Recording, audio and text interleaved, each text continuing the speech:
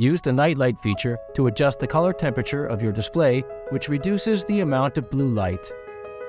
Check your current display driver by going into the Device Manager, expand Display Adapters, and click on what's listed to reveal the display driver name and version.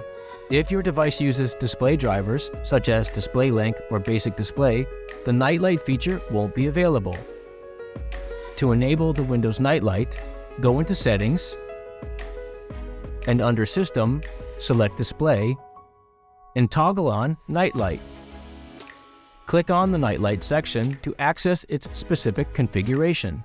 Use the Strength slider to adjust the amount of the on-screen warming effect. This is where you can also schedule the nightlight. Choose between automatic hours from dusk to dawn, or set your own hours. Anytime you have questions or need any help, you can contact us through social media for assistance. Don't forget, there's also the Dell Community Forum, where you can join in a chat or start a new one. We have many other helpful videos available on this channel, so become a subscriber today. Thanks for watching.